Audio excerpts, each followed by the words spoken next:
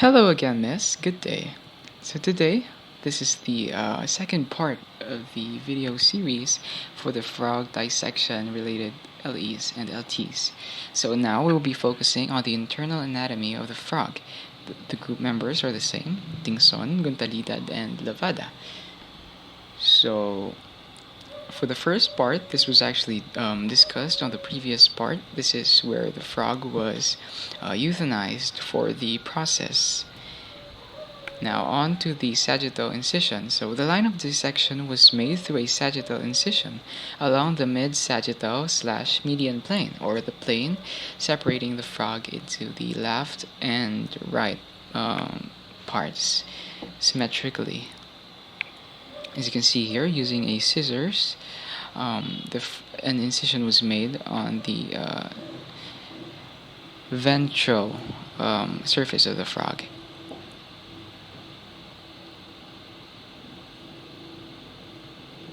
Now for the deskinning process. So to fully examine the insides of the frog, you have to deskin, or to remove the skin, of course, so that you can see the internal anatomy of the frog.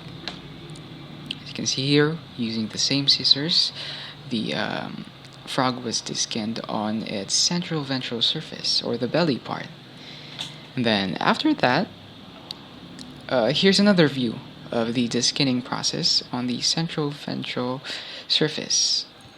Okay, after that, we started the submuscular examination. So first things first, the body cavity, or the space, the hollow space inside the body where all of the internal organs are placed. As you can see, there's a hollow space when another incision was made on this layer. We're now on the submuscular level because we're underneath muscles now, on the chest, or the abdominal muscles at least.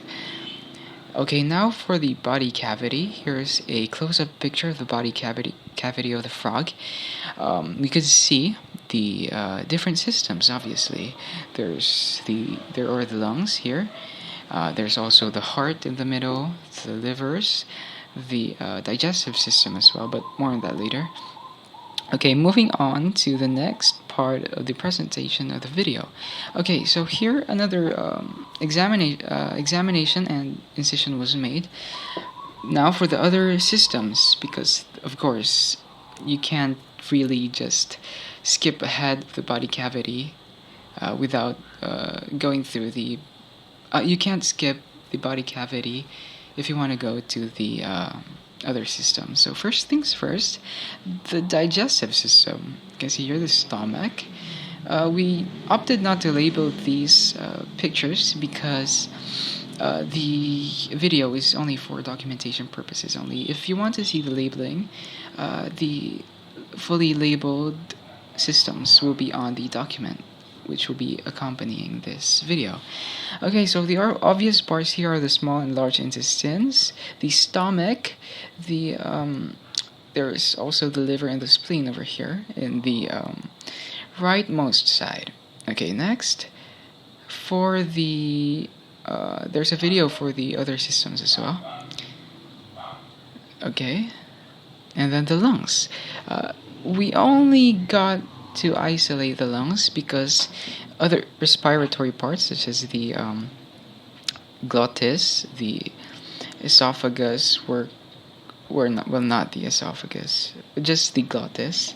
It was kind of hard to take a picture without proper camera equipment.